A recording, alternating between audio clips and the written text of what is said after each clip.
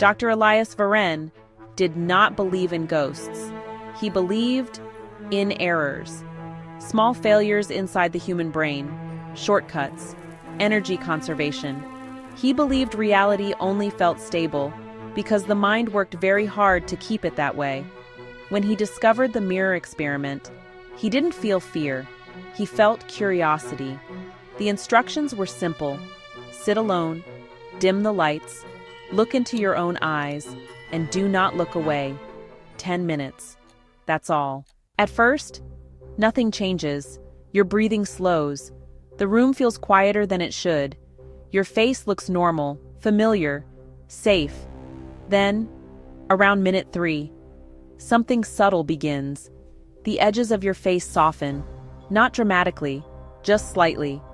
Your cheeks blur at the perimeter. Your features feel less defined. This is normal.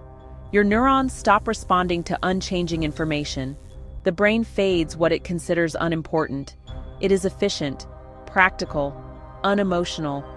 Your face begins to disappear because it hasn't moved enough to matter. But the brain dislikes missing data. It dislikes uncertainty, so it compensates. It fills in the gaps. Minute 7. Your reflection looks tired, older. The shadows beneath your eyes deepen. Your mouth appears slightly uneven. You assume it's the lighting. It isn't. Your brain is reconstructing you. There is a region in your mind called the fusiform face area. Its purpose is to recognize faces. It does not tolerate ambiguity. When the image becomes unstable, it reaches into memory. It borrows features, fragments, expressions it has stored before, sometimes from strangers, sometimes from the dead, sometimes from fears you don't consciously remember.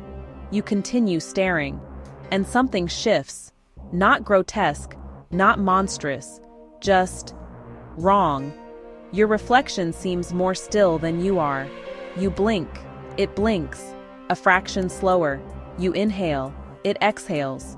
The delay is almost imperceptible, almost. Your pulse begins to rise. Your thoughts grow louder. You tell yourself this is neurological, predictable, a sensory artifact.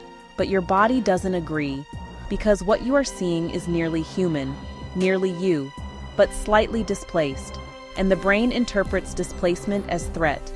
This is where folklore was born, not from spirits, not from demons, but from prolonged staring in poor lighting with a mind desperate to complete a broken image. Bloody Mary, doppelgangers, shadow selves, all born from a brain trying to protect you from uncertainty.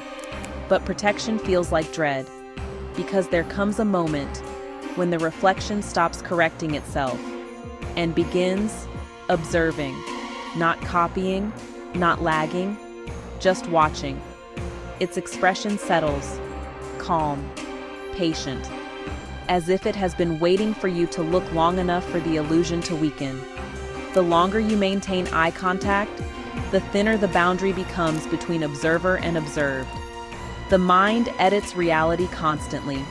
It stabilizes identity. But under dim light and prolonged gaze, that edit falters. And when it falters, something unfamiliar remains in the frame. People report seeing strangers, aging versions of themselves, faces that feel deeply personal, but not owned. The true terror is not distortion, it is recognition. Because the face in the mirror knows you perfectly. It has studied every expression, every fear, every hesitation. And when it smiles before you do, the dread is not that it changed. The dread is that it didn't need to. If you ever try the experiment, dim lights. 10 minutes. Do not look away. But if your reflection stops responding, if it becomes still while you are not, break eye contact immediately. Because sometimes the brain does not invent a monster.